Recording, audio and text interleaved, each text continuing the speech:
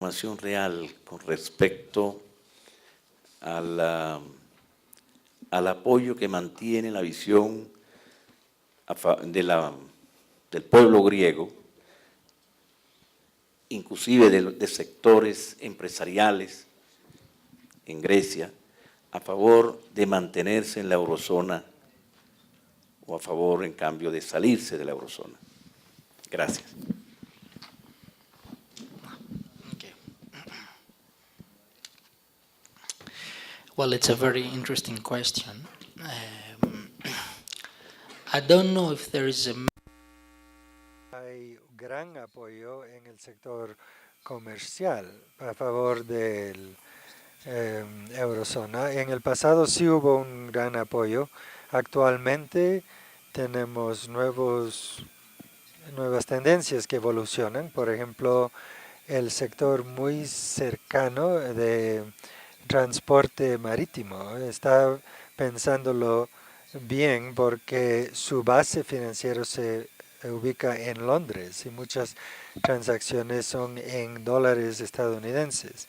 Así que lo están pensando dos veces. En cuanto a la población en general, no creo que están de acuerdo con el euro, sino el proceso de integración europea. Y quiero hacer una diferenciación entre la actual Unión Europea y la forma como sus instituciones son hoy día no son muy democráticas, y el hecho de que están imbuidos de ideales y valores neoliberales. Sin embargo, aunque hay mucha oposición contra estos aspectos de la Unión Europea en Grecia, por eso dejé a un partido político que, aunque obtiene el 30% de los votos, hay una lucha acerca de cuál va a ser el primer país partido en el país. Sin embargo, el proceso de integración ha generado instituciones que pueden servir las necesidades a nivel regional. Es una de las cosas principales que ha detenido el apoyo de la población griega hacia la Unión o la integración europea. Según el barómetro, somos el país más escéptico dentro de la Unión Europea. Ahora, en cuanto al euro, es un tema muy interesante y agradezco la pregunta. El salir del euro o quedarse con el euro ha sido un gran debate en Grecia. Hay un aspecto político, desafortunadamente, tiene que ver con nuestra seguridad, porque en el Mediterráneo tenemos relaciones con Turquía, las cosas son inestables en los Balcanes, así que nos da un sentido de seguridad, es un argumento para quedarnos en la eurozona. El otro argumento es que además a pesar de sus fallas, en Europa, si puede reformarse, puede ser un instrumento muy poderoso para la gente en Europa. Ahora, actualmente pensamos que luchar por la reforma del euro sin nuestros colegas europeos, el bloque de izquierda en Francia y otros partidos políticos que les va muy bien, es una lucha que vale la pena. Hay varios motivos económicos también para dejar el euro. Estábamos hablando con amigos argentinos y otros. Si sale de la eurozona, no podremos dejar de pagar la deuda. Uno de los aspectos principales que el programa auspiciado por la Unión Europea y el FMI es que han alterado la naturaleza de la deuda griega. Fue emitida según la ley griega del 2010 y en base a eso tenemos la capacidad para devaluar la moneda y pagar en moneda nacional, y esto se perdió en el 2010. Parte de esto fue justamente eso, que transfirió la deuda griega del de la ley griega a la ley internacional europea. El segundo aspecto es que aun si dejamos la eurozona, la deuda externa seguirá siendo en euros, entonces es una trampa. El peor aspecto es que hasta 2010 era principalmente un problema que era entre el gobierno griego y los inversores privados. Así que tuvimos la capacidad hasta el 2010 de decirles, bueno, mayores riesgos, mayores retornos, buena suerte. Así es el mercado. Pero desafortunadamente después del 2010 este no es el caso, porque lo que pasó es que con el primer y segundo programa de ajuste en Grecia, la Unión Europea y el FMI tomaron de los fondos que enviaron a Grecia y que utilizaba Grecia para poder pagar su deuda externa, pudieron transferir la deuda privada a deuda estatal. Entonces, si no pagamos la deuda, no habrá un debate entre el gobierno griego y el banco privado de inversión. Será un debate en realidad, un choque entre el gobierno griego, francés, etc. Entonces, a través de y con el pretexto de una crisis griega, en realidad lo que ha estado pasando en Europa es que los gobiernos europeos han estado haciendo salvataje de sus propios bancos privados, pasando la responsabilidad a los que pagan impuestos y devastando su economía de Grecia, obligándonos a privatizar con un valor muy bajo y a la vez creando una catástrofe humana. Quiero citarles las últimas cifras. Es el último pago que recibirán de la Unión Europea y el FMI son 45.000 millones de euros. Esta cantidad en realidad es un retorno de Grecia de los beneficios que ha tenido el banco en base a los activos griegos que ha recibido. Entonces, en realidad, se puede ver toda la lógica de esto. Bueno, no creo que existe tal cosa como una verdadera aseguramiento. No hay nada absolutamente seguro en la vida y mucho menos en cuanto a los estados soberanos. Habiendo dicho eso, es una de las cosas que discutimos en el almuerzo.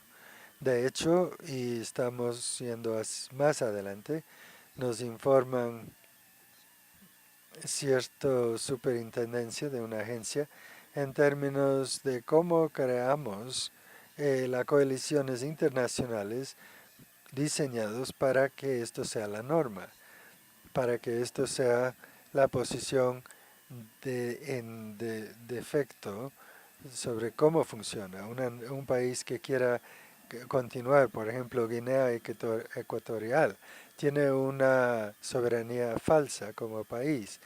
Quien gobierna Guinea Ecuatorial es simplemente un ladrón tradicionalmente que ha tomado el dinero de petróleo y lo ha transferido directamente a su cuenta personal, porque tiene mucho petróleo.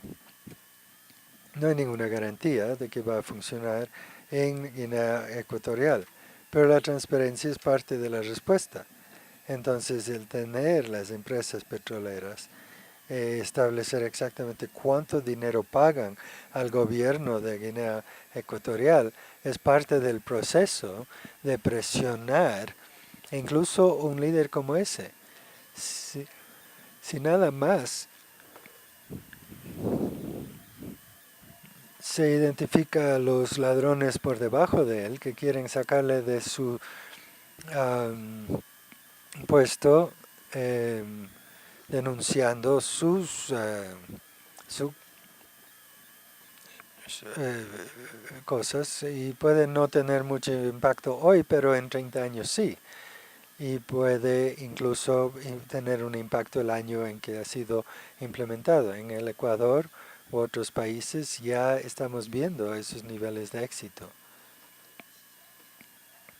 Y por eso, como alguien dijo, dos de nuestros panelistas dijeron que son leakers oficiales y yo soy un denunciador interno serio, por eso ya no me emplea el gobierno federal. Si denuncias a tu jefe demasiadas veces, eso pasa. Pero ese proceso, una vez iniciado con la tecnología moderna, es en realidad algo mucho más posible estos días. Y es asombroso el grado en que se siente la falta de impacto en las políticas, y es interesante ver cómo les preocupa que estas cosas salgan al público. Entonces yo desarrollaría más eso. Yo sé que esto es controversial a veces en Latinoamérica, pero por eso yo tomo una perspectiva norteamericana. A mí me gustan las leyes más débiles sobre estos asuntos. Eso es en nuestro país tenemos esta idea. Tenemos una prensa libre, supuestamente. Sabemos que no es tan libre, pero al menos se sienten libres para atacar a los líderes, y creo que eso es algo bueno, pero la transparencia me recuerda al debate sobre los derechos humanos. Decimos que vamos a luchar por los derechos humanos, pero a veces ni siquiera se dice que son terroristas. Bueno, hagamos todo pensando sobre la seguridad, olvidémonos de los derechos humanos. Entonces yo creo que en la discusión, yo puedo darles un ejemplo. Si yo no tuviera a nivel micro, a nivel de la compañía, información sobre la compañía que el primer ministro obtuvo cuando fue primer ministro, y no podía comprender la corrupción. Entonces transparencia debería estar en todo lado. Yo creo que nosotros tenemos que exponer, que hacerles ver todo. Quizá Maruca o Nancy tengan diferentes puntos de vista, pero yo creo que deberíamos dejar todo al descubierto. Entonces la gente puede juzgar. ¿Qué sucedería si yo excluyera la información? Porque yo creo que no es la transparencia correcta, y la información puede ser muy valiosa para otras personas, para otros temas. Yo lo hice una vez y lo he lamentado. Lo hice. Yo tuve una entrevista con una persona del Fondo Monetario que decidió no publicar eso porque no estaba él obteniendo las preguntas que yo le estaba haciendo. Entonces, se podría destruir todo el trabajo que yo había hecho. Pero si hubiera publicado esto, la gente podría saber que él estaba mintiendo. Entonces no podemos establecer la diferencia de qué tipo de transparencia se trata. Esto realmente nos lleva a aspectos muy importantes, difíciles, que no podemos hacer. Por ejemplo, los derechos humanos. ¿Cuándo debemos hablar sobre los derechos humanos o no? Si se da el armamento, la Siria, de estos derechos humanos o no. Para mí no lo es, para otros de seguridad. Entonces, para otros significa librarse de un dictador. Para mí esto no es así. The role of youth, the role of youth. Yes. Esta era la pregunta.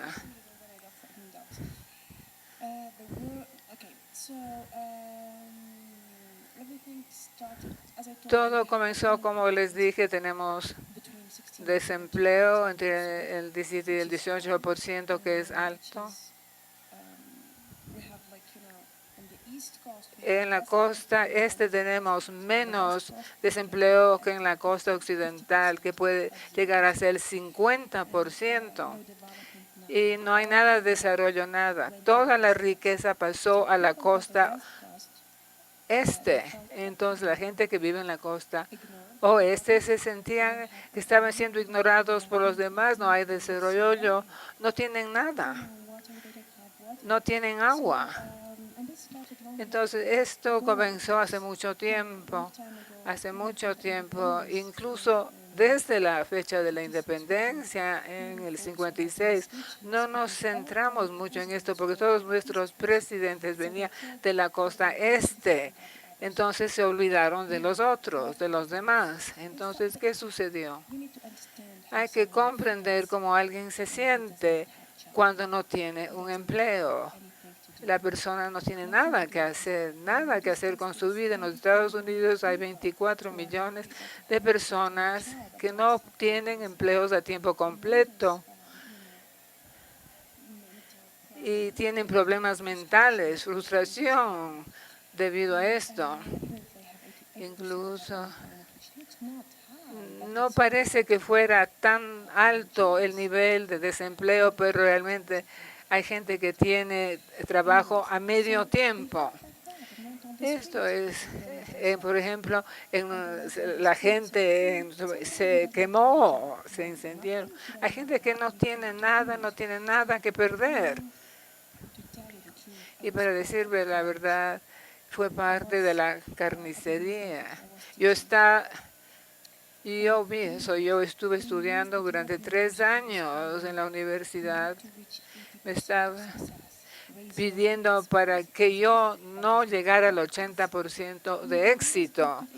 Yo siempre, los exámenes me salió muy bien, pero cuando no tenían la respuesta que querían, entonces, ¿qué podía yo hacer? Yo estaba ayudando a la gente a obtener títulos mientras el mercado no estaba al paso de eso. Entonces tenían estos títulos de graduados y todo eso, pero no tenían empleo, no podían trabajar. Por eso le estoy diciendo que yo era parte de esa carnicería y me siento mal. Comenzaron a protestar principalmente para tener empleos y sentían frustraciones que estaban ocultas, que no se veían. El levantamiento tuvo que ver con la falta de empleo, pero nosotros no se nos permitía practicar nuestra religión libremente. Por ejemplo, si nos íbamos a la mezquita, había gente que nos estaba espiando. Entonces, uno va a la mezquita 2 o 3 veces, termina uno en la estación de policía. Entonces temíamos que esta libertad iba a desaparecer. La gente comenzó a pensar en la religión. Y eso sucedió en Túnez, en todo Túnez. Y luego hay otra cosa que comenzó, que tener la libertad para la religión. Por eso es que la gente votó para los partidos islámicos, porque querían mantener esta libertad de la religión. Entonces, ¿cuál fue el error en Túnez? No evaluaron los partidos políticos y los programas económicos. Simplemente nosotros no sabíamos, la mayoría eran refugiados políticos, no los conocíamos. Entonces no les incluimos en los debates y preguntarles cuál es lo que querían aportar a los programas políticos o económicos. Entonces había caras de personas, pero no sabíamos qué había detrás de esto. Y demostraron al final que no tenían programa, que no tenían nada. Entonces, ¿qué hicieron? Entonces se rodearon de asesores. ¿Cuántos ministerios tenemos? Son muchos, ¿verdad? Tenemos muchos ministerios y no podemos resolver los problemas económicos. ¿Qué hicimos entonces? Entonces nosotros simplemente aplicaron lo que se nos indicaba que aplicáramos. El Banco Mundial fue el primero que apoyó las políticas del anterior presidente y lo que nos llevó a esos altos índices de desempleo y los problemas de la falta de desarrollo en la costa oeste. Entonces la gente tenía toda esta alta influencia. ¿Por qué? Gracias por la pregunta. Yo he compartido una experiencia respecto de cómo se debe fortalecer a la juventud para tratar de formar una resistencia sólida para toda la sociedad y cómo se puede mejor reforzar este medio. Nuestro grupo comenzó a trabajar en ese sentido y nos hemos dado cuenta de que uno de los puntos más importantes es la capacitación, la formación. En Túnez, casi todas las universidades están entrenando, preparando a los futuros Chicago Boys de la economía. Nosotros no podemos todavía reformar la Constitución porque se necesita mucho tiempo, pero hay una serie de juristas, de economistas jóvenes, personas que han estudiado otros ámbitos, por ejemplo, agricultura, informática, etcétera, que han comenzado a formarse en Europa o incluso en otros países. En Europa también hay mucho lavado de cerebros en Europa también mediante el Internet y otros medios. Entonces hay mucha autoformación, autodidácticas. Yo diría que yo tenía mucho gusto haberle he leído sus artículos durante 2 años. Entonces, yo quisiera que se pudiera transmitir esta formación para establecer un programa de formación, ya sea para periodistas, para jóvenes estudiantes, etcétera. Incluso para ciertos diputados, para el nuevo Código de Inversión. Nosotros hemos presentado nuestra crítica sobre la lectura del texto. Yo creo que la mejor cosa, la mejor arma es desarrollar la capacidad de crítica. Esta sería la formación, tratar de aprender por sí mismo para luego tener la fuerza de las ideas y los argumentos, pero poco importa cómo uno puede resistir cuando uno está convencido, cuando tiene todo este bagaje y puede convencer. Esto es lo importante. Nosotros, en realidad, después de esta pequeña formación, nos hemos concentrado sobre el acuerdo con el Fondo Monetario. Hemos comenzado a lanzar una campaña en contra de esto. Hemos trabajado con una serie de organizaciones y también gente independiente en Túnez.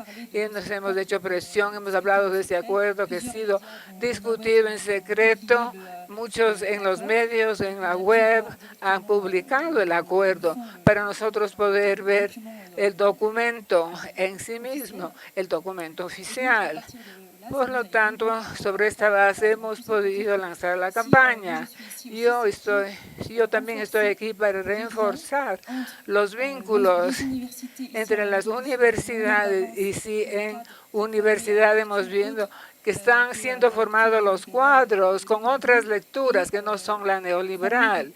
Entonces, para actuar como un puente entre los dos continentes de intercambio de información y de prácticas y de formación, enviar nuestros estudiantes a formarse en Ecuador y no en Francia, por ejemplo, o en Gran Bretaña o Estados Unidos, porque la información sería de mejor calidad y serviría mejor la gente y el pueblo de nuestros países. Es tratar de desarrollar esas diferentes acciones. Gracias. La Wall Street en los Estados Unidos, y sentí que principalmente los jóvenes habían estado dormidos durante muchos años y repentinamente se despertaron y comenzaron a decir no a Wall Street. Y fue un momento maravilloso y creo que algunas de estas fuerzas, no todas, realmente han sido cooptadas.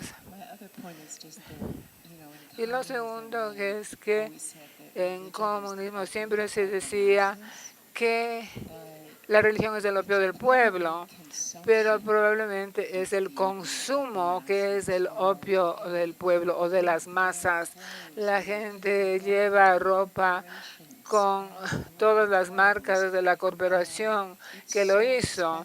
Esto es tan costoso que puede costar hasta $100,000 para ir a la universidad. Entonces los jóvenes están tan centrados en ganar dinero porque tienen esas enormes deudas. Entonces se convierten en esclavos de sus propias deudas, sus deudas personales.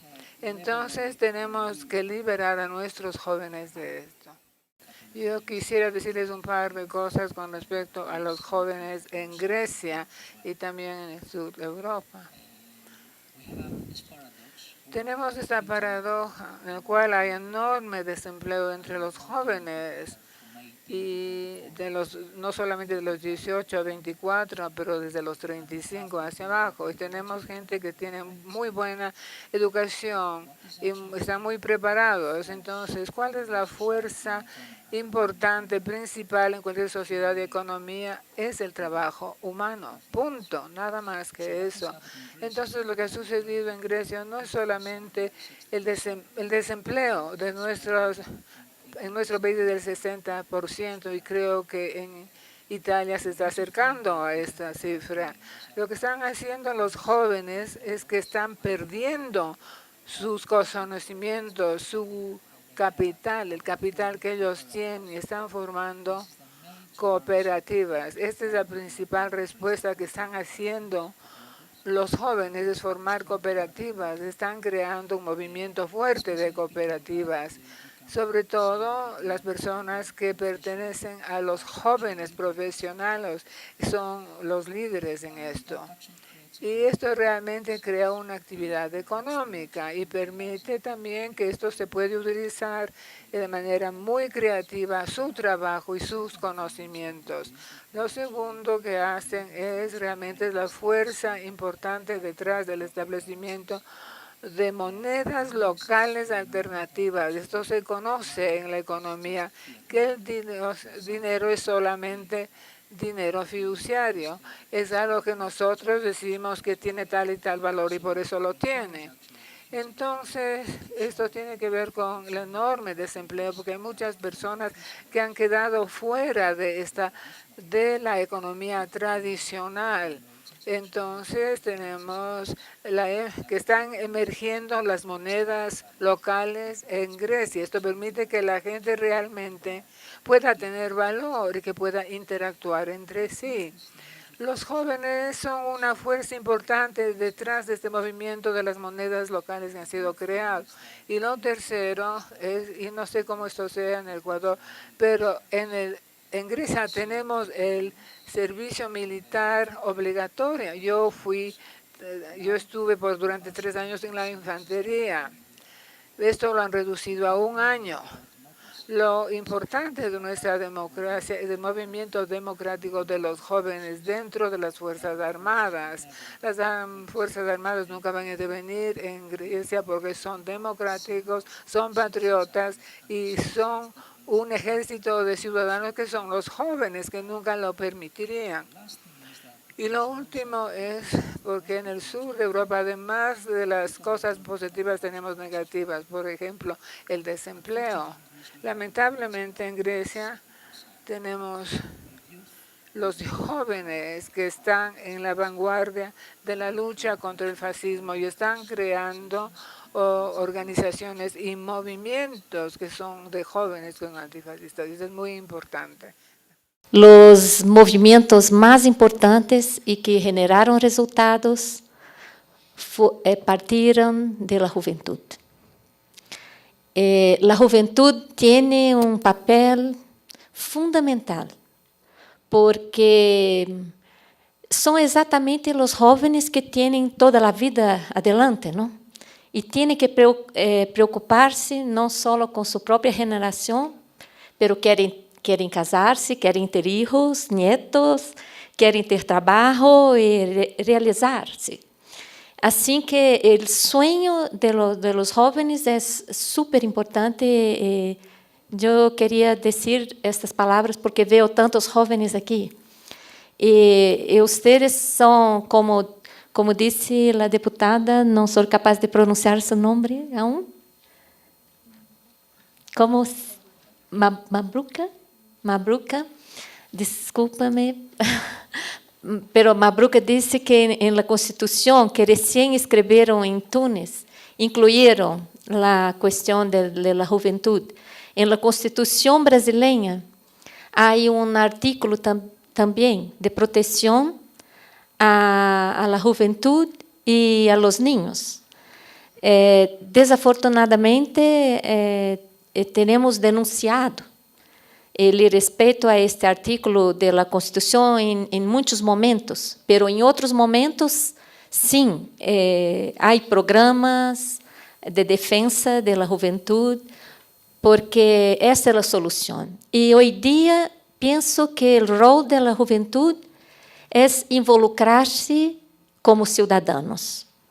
É involucrar-se, é meter-se em los temas do país, interessar-se e sair de lo que o capitalismo pone para os jovens, del egoísmo, del consumismo, el individualismo.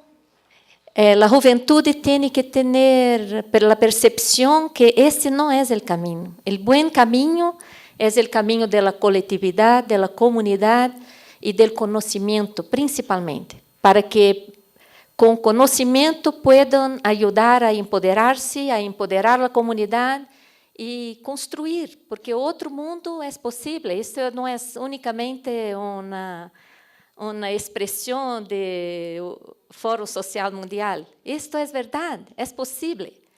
E o poder que estas instituições de que hablamos aqui, eles têm tanto poder porque estão na oscuridade.